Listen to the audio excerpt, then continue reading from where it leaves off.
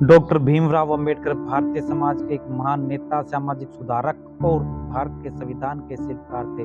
उनका जीवन संघर्ष, शिक्षा के प्रति समर्पण और समाज में समानता की स्थापना के लिए किया गया योगदान उन्हें इतिहास में एक विशेष स्थान दिलाता है।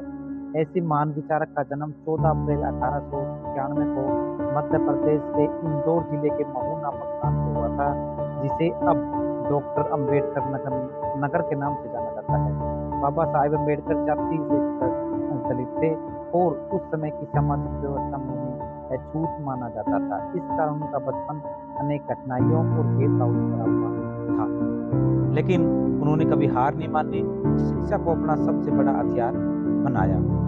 आपको बता दें, डॉक्टर भीमराव अंबेडकर और उनके पिता मुंबई शहर के एक ऐसे मकान में रहने गए जहां एक ही मकान में पहले से बेहद गरीब लोग रहते थे, इसलिए दोनों के एक साथ सोने की व्यवस्था नहीं थी। तो बाबा साहिब अंबेडकर और उनके पिता बारी बारी से सोया करते थे। जब उनके पिता सोते थे तो डॉक्टर अंबेडकर दीपक की हल्की सी रोशनी में पढ़ते थे।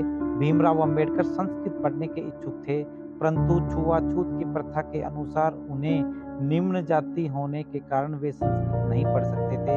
ऐसी विडंबना थी कि विदेशी लोग संस्कृत पढ़ सकते थे। भीमराव अंबेडकर जीवनी में अपमानजनक स्थितियों का सामना करते हुए डॉक्टर भीमराव अंबेडकर ने धैर्य और वीरता से अपनी स्कूली शिक्षा प्राप्त की और इसके बाद कॉलेज की पढ़ाई की। डॉक्टर भीमराव अंबेडकर प्रारंभिक शिक्षा सन 1907 में मैट्रिक पास करने के बाद एलिफिस्टम कॉलेज में 1912 में ग्रेजुएट हुए।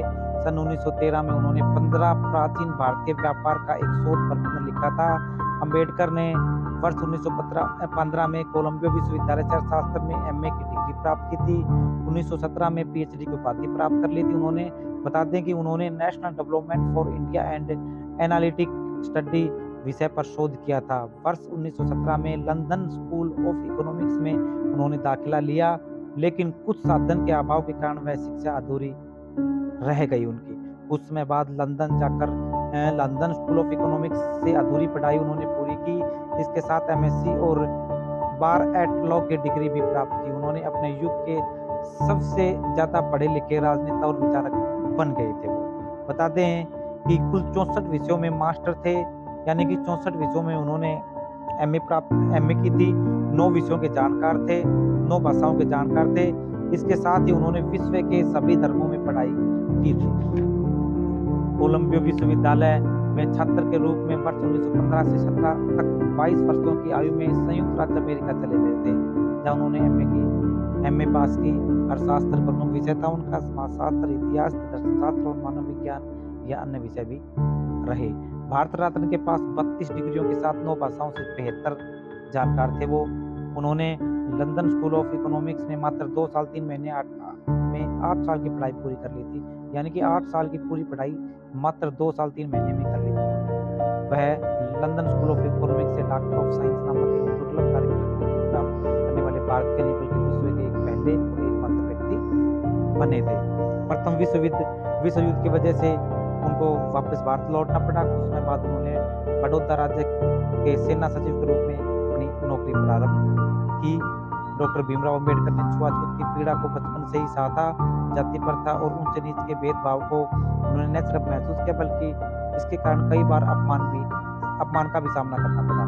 इसी अन्याय के खिलाफ उन्होंने जीवन भर संघर्ष भी किया, जिसका उद्देश्य है कि निम्न जातियों को छुआछूत जैसी अमानवीय प्रथा से मुक्त किया गया और समाज में उन्हें समान अधिकार सम्मान दिलवाने की कोशिश की गई।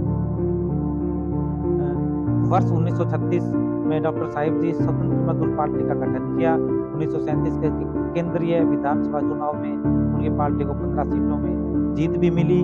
अंबेडकर जी अपने इस पार्टी को all of India schedule caste party में बदल दिया, जिसके मतलब 1946 में विधानसभा के चुनाव में खड़े हुए, लेकिन इनकी पार्टी का चुनाव में बहुत खराब प्रदर्शन रहा। कांग्रेस व महात्मा गांधी के अछूते लोगों को हरिजन का नाम दिया गया, जिससे सब लोग उन्हें हरिजन के नाम से बोलने लगे, लेकिन अंबेडकर जी ये बहुत पसंद नहीं करते थे। उन्होंने इस बात का विरोध किया और उनका कहना था कि अछूत लोग भी हमारे समाज का एक हिस्सा है।